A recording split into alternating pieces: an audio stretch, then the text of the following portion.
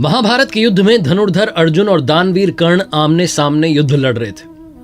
जब जब कर्ण का तीर आता था, अर्जुन का जो रथ था वो थोड़ा पीछे खिसक जाता था, और जब जब अर्जुन तीर चला रहे थे तो उस तरफ कर्ण का जो रथ था वो थोड़ा ज्यादा पीछे खिसक जाता था। जैसे ही कर्ण का तीर आके अर्जुन के रथ पर लगता, अर्जुन का रथ थोड़ा भी पीछे खिसकता, भगवान श्री कृष्ण कर्ण के साहस की, वीरता की प्रशंसा करने लगते।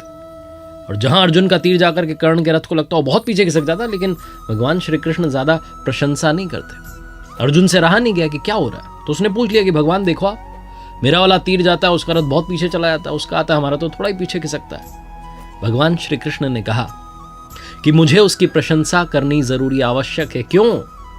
क्योंकि तुम्हारे रथ पर स्वयं मैं विराजमान हूं, ध्वजा पर हनुमान जी विराजमान है, तुम्हारे पहियों को शेषनाग ने थाम रखा है, लेकिन तब भी कर्ण के तीर की ताकत देखो कि थोड़ा तो पीछे खिसक रहा है, इसलिए वो तुमसे ताकतवर तो है।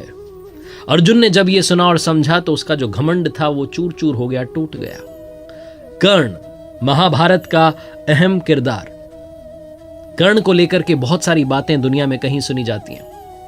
कर्ण से सीखने के लिए बहुत कुछ है, कर्ण की गलतियों से भी सीखने के लिए बहुत कुछ है।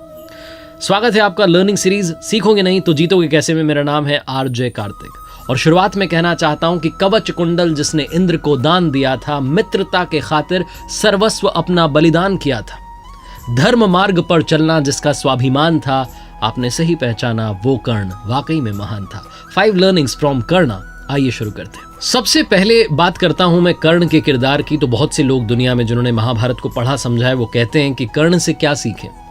कर्ण तो महाभारत को रुकवा सकता था, कर्ण ने ये नहीं किया। कर्ण की गलतियों से भी सीखा जा सकता है। सबसे पहले मैं यही कहूंगा कि कर्ण की गलतियों से सीखिए, कभी जीवन में ऐसी गलतियां मत कीजिएगा। पहली गलती जो कर्ण ने की, हस्तिनापुर में जब सारे राजकुमार शिक्षा ग्रहण करके वापस आए, कौरव पांडव, तो सारे राजकुमारों की जो कला थी उसका प्रदर्शन करवाया जा रहा था। मैदान में सब इकट्ठे थे और सब अपने टैलेंट का शोकेस कर रहे थे। तभी वहां कर्ण पहुंच जाता है और अर्जुन को चेतावनी देता है, खुली चुनौती देता है कि आ जाओ मेरे साथ में, आजमाओ, बताओ किसमें कितना दम है।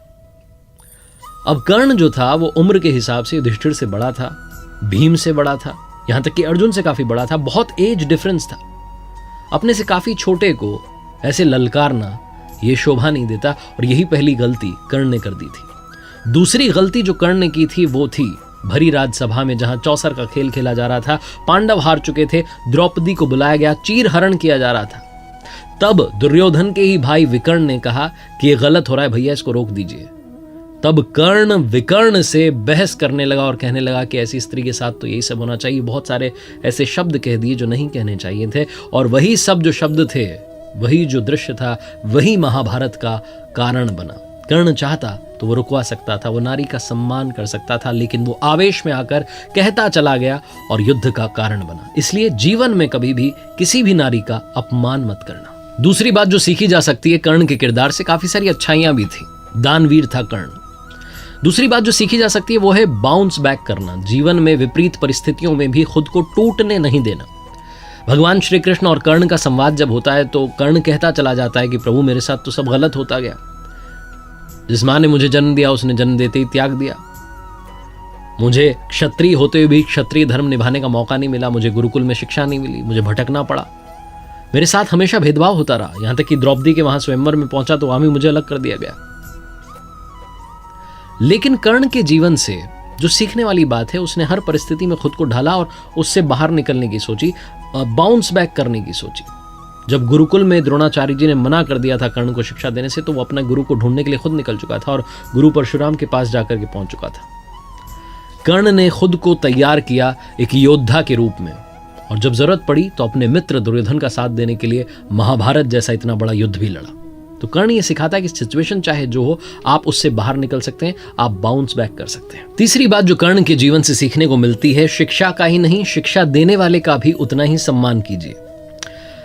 कर्ण धनुर्विद्या सीखना चाहता था, गुरु द्रोणाचार्य जी के पास जाता है, वहां से इनको लौटा दिया जाता है, कहा जाता है कि हम तो सिर्फ क्षत्रिय को सिखाते हैं। कर्ण को कैसे भी धनुर्विद्या सीखनी होती है तो मालूम चलता है कि भगवान परशुराम जी के यहाँ सीखी जा सकती है, लेकिन वो सिर्फ ब्राह्मणों को सिखाते थे।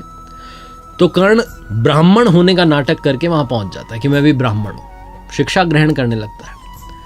एक दिन भगवान परशुराम जी अपने शिष्य की गोद में सर रख करके आराम कर रहे होते हैं।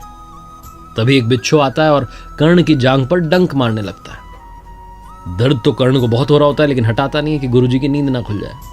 भगवान की नींद खुल गई तो बहुत गुस्सा होंगे, नाराज होंगे, और वो विश्राम कर रहे हैं, उन्हें विश्राम करने दिया जाए तो सह लेता है सारे दर्द को। बिच्छू चला जाता है डंक मार के, खून बहने लगता है। कुछ समय के बाद में भगवान परशुराम की नींद खुलती है। वो देखते हैं कि कर्ण की जांघ में से खून बह रहा है। तो कहते हैं कि तुम ब्राह्मण नहीं हो सकते, इतनी सहनशीलता सिर्फ क्षत्रिय में होती है, कौन हो तुम बताओ। और गुस्सा आ जाता है और वो श्राप दे देते हैं कि तुम मेरी विद्या को तब भूल जाओगे जब सबसे ज्यादा जरूरत होगी, सबसे ज्यादा आवश्यकता होगी, उस समय तुम्हें याद ही नहीं आएगा। कर्ण चरणों में गिर जाता है, कहने लगता है भगवान ऐसा श्राप मत दीजिए। लेकिन श्राप एक बार दे दिया, वापस तो लिया नहीं जा सकता। वो कहता है कि मुझे नहीं पता मैं किस कुल में पैदा हुआ, कहाँ मेरा जन्म हुआ, मुझे कुछ पता ही नहीं है। मुझे बस धनुर्विद्या सीखनी थी, इसलिए आपके पास चला आया।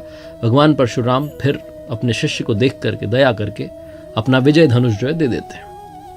एक और श्राप है जो कर्ण की मृत्यु का कारण बनता है। एक बार जंगल में राक्षस का पीछा करते हुए कर्ण दौड़ा चला जा रहा होता है और वो तीर चला देता है।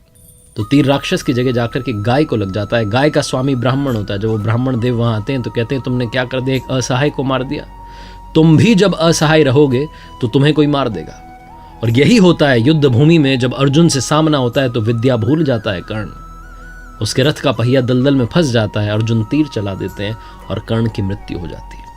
लेकिन सार ये है कि जिसने शिक्षा दी उनका भी सम्मान कीजिए और जो शिक्षा मिली उसका भी सम्मान कीजिए। चौथी बात जो सीखनी चाहिए कर्ण के जीवन से, कर्ण ने ना सिर्फ मित्रता की बल्कि मित्रता को निभाया भी। आज की लाइफ में बहुत सारे फ्रेंड्स होते हैं हमारे, लेकिन बहुत सारे फ्रेंड्स में से बहुत कम फ्रेंड्स होते हैं जो हमारी फ्रेंडशिप को निभाते हैं। कर्ण को मालूम था कि जीत इस महाभारत के युद्ध में पांडवों की होगी, क्योंकि उनके साथ में भगवान श्री कृष्ण खड़े हुए। लेकिन फिर भी कर्ण लड़ता चला गया, एक बार भी ना नहीं कहा। अपने मित्र दुर्योधन को यह भरोसा दिलाता गया कि हमारी जीत होगी, हम लड़ेंगे, हम जीतेंगे। कौरवों की पूरी सेना आंख मूंद करके कर्ण पर विश्वास करती थी। दुर्योधन ने भी मित्रता निभाई थी। जब पांडवों ने कहा कि कर्ण कोई राजा तो है नहीं, हमसे युद्ध कैसे करेगा, तो तुरंत एक राज्य का राजा दुर्योधन ने कर्ण को बना दिया था। कर्ण को जब महाभारत के युद्ध में बीच में मालूम चलता है कि उसकी जो असली मां है वो कुंती है, वो पांडवों का ही भाई है, तब वो मां कुंती को प्रणाम करके कर्ण कहता है कि मां माफ करना, लेकिन इस युद्ध में आपके 5 ही बेटे बचेंगे। युधिष्ठिर रहेंगे, नकुल रहेंगे, सहदेव रहेंगे, भीम रहेंगे, लेकिन अर्जुन और कर्ण में से सिर्फ एक बचेगा, क्योंकि युद्ध तो मां होकर के रहेगा। कर्ण को सब कुछ मालूम था, हार सामने खड़ी थी, लेकिन फिर भी कर्ण लड़ता चला गया अपनी मित्रता के वचन को निभाने के लिए। दोस्ती निभाना अगर सीखना हो तो कर्ण से सीखिए। और आखिरी 5वीं बात जो सीखनी चाहिए कर्ण के जीवन से, अगर आपने दूसरों से ज्यादा कमाया है दुनिया में तो आपका कर्तव्य बनता है कि आप दूसरों के हित के लिए कुछ ना कुछ पैसा उसमें से लगाएं, कुछ डोनेट करें इस समाज के लिए जिसमें से आपने कमाया है।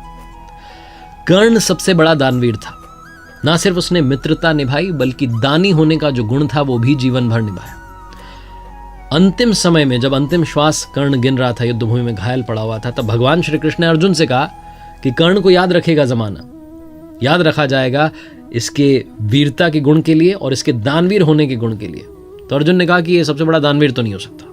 तो भगवान श्री कृष्ण ने कहा अभी बता देते हैं तुम्हें। ब्राह्मण का वेश धर करके पहुंच गए भगवान कर्ण के पास जो युद्धभूमि में घायल पड़ा हुआ था, और जाकर के कहने लगे कि आए तो हम आपसे मदद मांगने के लिए थे, लेकिन आप तो खुद ही अभी अपने अंतिम श्वास गिन रहे हैं, चलिए हम चलते हैं, बाद में आते हैं, अब आपसे मिलेंगे, किसी अगले जन्म में मिलना होगा। तो कर्ण ने कहा रुकिए महाराज, आप आए ब्राह्मण देव और आप खाली कैसे जा सकते हैं, माना कि मेरी मृत्यु बस होने ही वाली है। लेकिन तुरंत कर्ण ने युद्धभूमि में से पत्थर उठाया, अपना सोने का दांत तोड़ करके उनको दे दिया और कहा ये ले जाइए, मुझे क्षमा कीजिएगा, मैं आपकी ज्यादा मदद नहीं कर पाया। भगवान श्री कृष्ण बड़े प्रसन्न हुए और तुरंत अपने वास्तविक स्वरूप में आ गए और कहा कर्ण मांगो, क्या मांगना चाहते हो, मैं तुम्हारी दानवीर होने की इस क्षमता से बहुत प्रसन्न हूं, तुम इस दुनिया को कुछ न कुछ देते ही चले गए। कर्ण ने अपने अंतिम समय में भगवान श्री कृष्ण से 3 वरदान मांगे थे। सबसे पहला कर्ण ने कहा कि मेरे साथ में जिस तरीके का अन्याय हुआ, आप अपने अगले जन्म में सुनिश्चित कीजिएगा कि मेरे वर्ग के लोगों के साथ में अन्याय ना हो। दूसरा कर्ण ने वरदान मांगा कि भगवान आपका अगला जन्म मेरे ही राज्य में हो। और तीसरा कर्ण ने वरदान मांगा कि मेरा अंतिम संस्कार ऐसा व्यक्ति करे जो पाप मुक्त हो। कहा जाता है कि भगवान श्री कृष्ण ने अपनी हथेली में कर्ण का अंतिम संस्कार किया था। आखिरी में बस ये कहना चाहता हूं कि जीवन में 2 मित्र हमेशा बनाना। पहले भगवान श्री कृष्ण जैसे जो ना लड़ें फिर भी आपकी जीत पक्की कर दें, और दूसरे कर्ण जैसे जिन्हें मालूम हो कि हार सामने खड़ी है लेकिन फिर भी आपका साथ ना छोड़ें। देखते रहिए मेरे साथ हर सोमवार सुबह 9:30 बजे मोटिवेशनल कहानी और हर शुक्रवार सुबह 9:30 बजे लर्निंग सीरीज का एक नया वीडियो।